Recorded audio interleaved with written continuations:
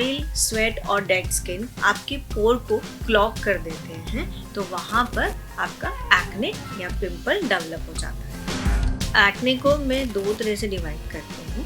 एक तो रहता है सीवियरिटी पे, नेक्स्ट होता है इन्फ्लेमेटरी स्टेज, जिसमें पैप्यूल के साथ साथ वहाँ पर अब क्लॉगिंग होने के कारण वहाँ पर वो एक इन्फेक्शन या इन्फ्लेमेशन क्रिएट करती है। अगर फोरहेड पे ज़्यादा एक्ने हो तो कई बार हम डैंड्रफ को भी नोटिस करते हैं। ऑयल सिक्रीशन ज़्यादा होगा तो क्लॉगिंग ज़्यादा होगी तो एक्ने बढ़ जाएगा। नमस्कार, आप सभी का स्वागत है नेशनल खबर के खास प्रोग्राम में। गर्मियां आ रही हैं या यूं कहें कि गर्मियां आ चुकी हैं। अप्रैल का महीना चल रहा है और आने वाला समय और ज़्यादा गर्म हो सकता है। आपको पसीना आएगा और चाहे कितना भी सनस्क्रीन लगा लो, कुछ भी कर लो, पिंपल्स आना तो लाजमी है ही, एक्ने होना लाजमी है ही। हमने हालिया ही एक प्रोग्राम में एक्ने क्यों डेवलप होता है आपके स्किन पे, इसके बारे में बात की थी, लेकिन एक बार हम फिर से समझेंगे कि आखिर एक्ने क्यों आते हैं और इसका सही ट्रीटमेंट क्या है। क्या होम रेमेडीज ही एकमात्र ऑप्शन है जो आप घर में अपना सकते हैं, या इसका कोई ऐसा ट्रीटमेंट है जो आने वाले समय में आपके एक्नेस को आने से रोकेगा?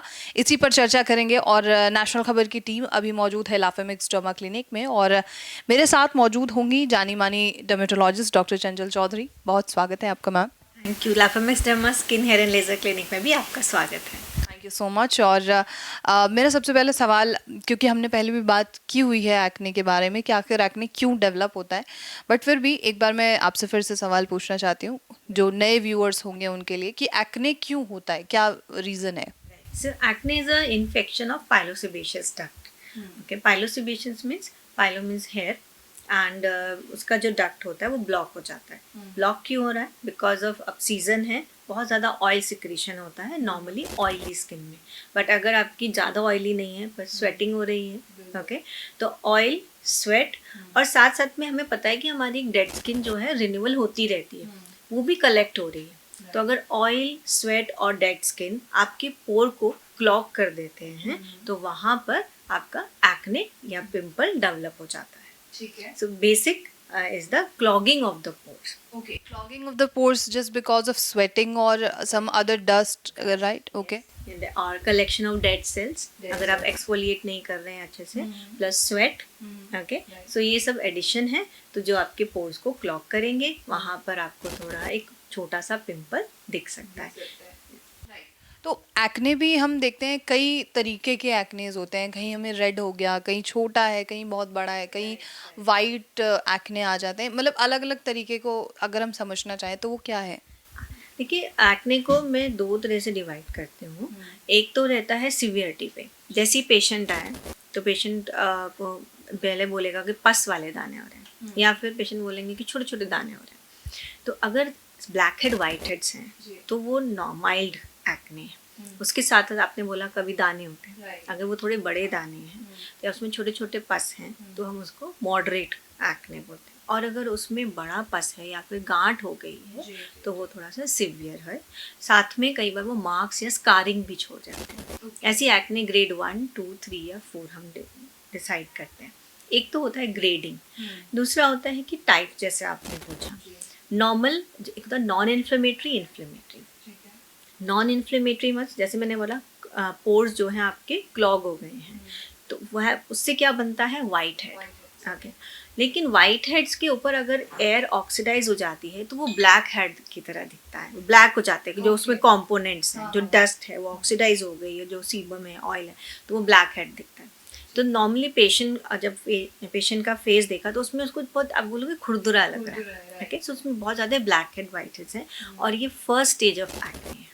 ओके, नेक्स्ट होता है इन्फ्लेमेटरी स्टेज, जिसमें पैप्यूल के साथ साथ वहाँ पर अब क्लॉगिंग होने के कारण we all have P acne bacteria, जो हमारे नॉर्मल फ्लोरा होता है स्किन का। लेकिन अगर वो इस क्लॉग में ट्रैप हो जाता है तो उस वहाँ पर वो एक इन्फेक्शन या इन्फ्लेमेशन क्रिएट कर देता है। तो वहाँ पर एक रेड कलर का दाना हो जाता है क्योंकि वहाँ पर इन्फ्लेमेशन हो गया है। और अगर वहाँ पर पस डेवलप हो जाए तो वो एक पस्चूल बन जाता है। ठीक है, तो पैप्यूल देन इट्स ना पस्चूल। समटाइम क्या होता है कि आप देखेंगे तो एक गांठ दिखेगी अंदर, जैसे बहुत दुखता हुआ एक्ने, ऐसा लगता है अंदर कुछ गांठ है, तो उसको हम नोड्यूल बोलते हैं। ये डीप सीटेड नोड्यूल्स कैसे डेवलप होते हैं, वहाँ पर इन्फ्लेमेशन बहुत ज़्यादा हो गया और वो थोड़ा डीप है। ओके तो और कई बार उसमें ब्लैक हेड वाइट हेड्स नहीं होते, वो डायरेक्टली नोड्यूल ही बन के आता है। क्लॉगिंग हो गई है, बैक्टीरिया बहुत ज़्यादा ग्रो हो गया है और इन्फ्लेमेशन ज़्यादा हो गई है, तो वहाँ पर एक painful nodule, large deep nodule बन जाता है। एक होता है सिस्ट। सिस्ट में क्या होता है कि नोड्यूल ना बन के वहाँ पर पस जो डेवलप हो रहा है वो सॉफ्ट स्वेलिंग दे देता है। अगर आप देखेंगे तो वो सॉफ्ट स्वेलिंग है, काफ़ी पेनफुल भी होता है। ओके सो अगर सॉफ्ट स्वेलिंग पेनफुल पस फिल्ड है तो हम उसको सिस्ट बोलते हैं। सो ये डिफरेंट टाइप ऑफ एक्ने होते हैं और किसमें मिक्स होता है, जिसको हम नोडुलोसिस्टिक एक्ने भी बोलते हैं। अगर आपको नोड्यूल भी हैं और सिस्टिक भी हैं तो उसको हम नोडुलोसिस्टिक एक्ने बोलते हैं। ठीक है, इसे अगर हम समझना चाहें तो जिस तरीके से आपने बताया कि नोडुल सिस्टिक एक्ने होता है, तो इसमें क्या इसका कोई खतरा भी हो सकता है आगे चल के? लेकिन नोडुलोसिस्टिक एक्ने सबसे सीवियर एक्ने होता है। उसमें एक तो निशान बनने के सच में स्कारिंग बहुत ज़्यादा हो जाती है, जैसे मैंने बोला ये डीप होता है। बेसिकली इन्फ्लेमेशन हो रहा है तो हमारी बॉडी का एक फिनोमिना होता है कि जहाँ पर भी इन्फेक्शन होता है वहाँ पर सेल्स होते हैं, जैसे न्यूट्रोफिल्स, लिम्फोसाइट्स, सो इन्फ्लेमेशन क्रिएट हो जाता है, जिससे कि काफ़ी वो पेनफुल होता है और कई बार वो सिस्ट जो है वहाँ बड़ा पस भी क्रिएट कर देते हैं। तो वहाँ जब ऐसा जो एक्ने क्रिएट हो गया वो हील करता है तो वहाँ एक गड्ढा या स्कारिंग बनने के चांसेस बहुत ज़्यादा हैं। तो अगर आपको नोडुलोसिस्टिक एक्ने है तो हमें उसे इग्नोर नहीं करना है, because it will definitely convert into the acne scars. कई लोगों को हम देखते हैं कि उनके फेस उनके फेस में बहुत सारे पिंपल्स होते हैं, इस जगह ज़्यादातर चीक्स पे, हेड फॉरहेड पर या चिन एरिया में, तो वो किस तरीके का एक्ने होता है? देखिए अगर फोरहेड पे ज़्यादा एक्ने हो रहे हैं तो कई बार हम डैंड्रफ को भी नोटिस करते हैं। ओके अगर डैंड्रफ है तो आपका डैंड्रफ यहाँ पर हेयर फॉलिकल यहाँ पर फोरहेड पे आता है और एक इन्फेक्शन होता है उसको हम फंगल एक्ने बोलते हैं। ओके फंगल एक्ने मीन्स आपका जो हेयर है, हेयर फॉलिकल में फंगल ग्रोथ भी हो रही है। ये एक ईस्ट होता है, ईस्ट मलेशिया फरफर बोलते हैं, उसकी ओवर ग्रोथ हो जाए तो भी आपको फंगल एक्ने हो सकते हैं। और सिर्फ फोरहेड पे नहीं, बैक पे बहुत कॉमनली देखा, बैक एक्ने, शोल्डर एक्ने, जहाँ पर आपका डैंड्रफ भी गिर रहा है और कई बार अगर डैंड्रफ नहीं भी है तो भी ऑयली स्किन होती है यहाँ पर, तो फंगल एक्ने बहुत कॉमन है।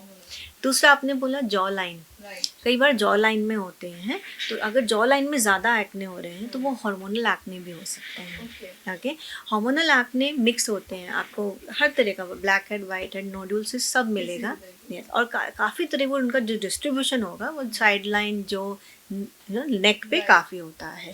हार्मोनल एक्ने क्यों होते हैं? क्योंकि एंड्रोजन सिक्रीशन जैसे प्यूबर्टी आएगी तो ज़्यादा होता है, तो ऑयल सिक्रीशन बढ़ जाता है। ऑयल सिक्रीशन ज़्यादा होगा तो क्लॉगिंग ज़्यादा होगी तो एक्ने बढ़ जाते हैं। सो हार्मोनल एक्ने भी काफ़ी कॉमन है। कई बार स्ट्रेस इंड्यूस भी होते हैं एक्ने, क्योंकि स्ट्रेस से आपका हार्मोन जो कॉर्टिसोल्स होते हैं वो बढ़ जाता है और cortisol can leads to more oil secretion. और जो ऑयल होता है वो थोड़ा थिक होता है इस कंडीशन में, तो thick oil will leads to more clogging of the pore. See ultimately if the clogs are not clean तो आपके जो है एक्ने ज़्यादा बनते हैं।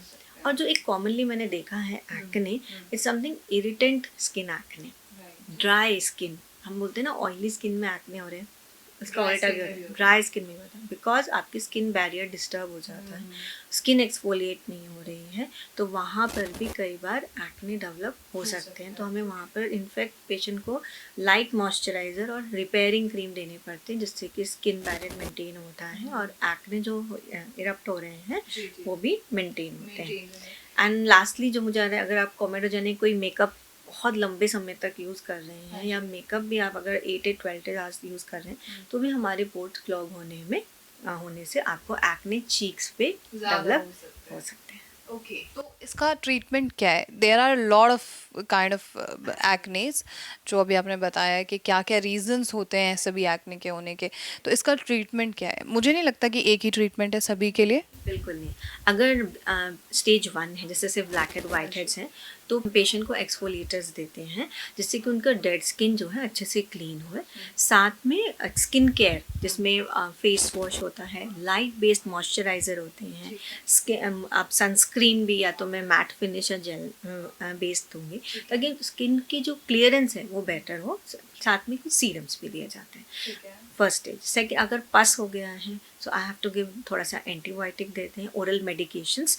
और कई बार अगर ऑयल सिक्रीशन बहुत ज़्यादा है so I give the other vitamin A derivative जैसे रेटिनॉल, वो भी हम ऐड ऑन करते हैं, टॉपिकली भी देते हैं और ओरल भी देते हैं। सही बार मैंने बोला नोडुलोसिस्टिक अगर एक्नेज है तो ओरल हम कोई भी बार कॉर्टिकोस्टेरॉइड्स भी देते हैं इन्फ्लेमेशन को कम करने के लिए शॉर्ट टर्म के लिए, followed by oral vitamin A derivatives. So जिस टाइप के हैं, जैसे मैंने बोला फंगल एक्ने अगर है तो एंटी फंगल मेडिसिन भी दी जाती है। साथ साथ स्किन केयर बहुत ज़रूरी है, गर्मियाँ आ रही हैं तो आपको treatments like cleaning, like photo facials, carbon facials, peels, salicylic acid peels and combination peels आते हैं, वो आपको ज़रूर रेगुलर कराने हैं। अगर आपको एक्ने ज़्यादा निकल रहे हैं और वो अपने डर्मेटोलॉजिस्ट से आप एडवाइस लेके डेफिनेटली ये ज़रूर कराएं ताकि आपके एक्ने जो है वर्स ना होए और वो स्कार में कन्वर्ट ना हो। Okay, one more question and this is last question actually, कि आजकल हम देखते हैं कि क्योंकि डिजिटली हम लोग बहुत ज़्यादा डेवलप होते जा रहे हैं एंड यूट्यूब पे और अलग प्लेटफॉर्म्स पे हमारे साथ बहुत सारे अलग अलग तरीके के हमारे पास ट्रीटमेंट्स हैं। बहुत लोग ये कहते हैं कि आप दही का यूज़ करो व्हेन यू हैव एक्ने, बहुत लोग कहते हैं आप नींबू यूज़ कर सकते हो। मैंने ये तक देखा है कि समवन वाज सेइंग कि कोलगेट का यूज़ आप करो, इस तरीके की चीज़ें। So these kind of things ये क्या हेल्प करती हैं या आपके एक्ने को और ज़्यादा ख़राब कर सकती हैं? इस पे आप कुछ बताएं। जितना मेरा मानना है आपके एक्ने को और ज़्यादा ख़राब कर सकते हैं। हो सकता है आपने एक बार लगाया और वो आपका ठीक हो जाए तो आपका ट्रस्ट बढ़ जाता है, लेकिन ऐसा नहीं है। अगर आप कर्ड लगाएंगे तो कर्ड अगर आप देखें तो क्रीमी होती है और अगर आप ज़्यादा क्रीमी चीज़ लगाएंगे तो आपके एक्ने बढ़ सकते हैं। ओके, अगर ड्राई इरिटेटेड एक्ने है तो थोड़ा फ़ायदा ज़रूर कर सकता है लेकिन टेम्परेरी। ओके, सेकेंड, आपने बोला लेमन तो डेफिनेटली नो है। You are actually removing your skin and making it more worsen. Okay, exfoliators जो होते हैं वो आपकी डेड स्किन को बहुत लाइटली स्मूथली सेल्स को हम लूजन अप करते हैं, बट हम वहाँ से स्किन को पूरा सा पील ऑफ नहीं कराते हैं। इनफैक्ट अगर हम पील ऑफ कर भी रहे हैं that is under the practitioner, we know how to do that, but lemon is not a good idea to apply at all. Okay, so basic आप घर पे ऐसे ना करके टेक अ प्रॉपर कंसल्टेशन। आपको आप अंडरस्टैंड कि what type of acne you have, आपको किस तरह का एक्ने उसको समझें और उसके लिए आप ट्रीटमेंट लेंगे तो आपको लॉन्ग टर्म तक अपने एक्ने को कंट्रोल में रख सकते हैं। Thank you so much doctor Chanchal, thank you for this information. तो ये थी पूरी जानकारी। और एक्ने अगर आपको भी है तो उसका तमाम उसके जो ट्रीटमेंट्स बताए गए हैं उस पर आपका क्या कहना है ये आप हमें ज़रूर बता सकते हैं। और अगर आप भी होम रेमेडीज़ का उपयोग कर रहे हैं तो संभल कर करें, अपने विवेक के साथ फैसला करें कि किन चीज़ों का उपयोग अपने फेस पर करना है, क्योंकि your face is different from mind face and doctors face, सबके अलग अलग चीज़ें हैं फेसेस पर। तो हर वो चीज़ जो डॉक्टर्स या कोई और व्यक्ति आपको बता रहा है हो नहीं सकता कि वो सही हो आपके लिए। तो ऐसी तमाम ख़बरें हम आपके सामने लेकर आते रहते हैं। तमाम डर्मेटोलॉजिस्ट हैं हमारे पास, एक्सपर्ट्स हैं, उनसे हम चर्चा करते रहते हैं आपके स्वास्थ्य को लेकर। तो ऐसी तमाम ख़बरों के लिए आप नेशनल खबर के साथ बने रहिए।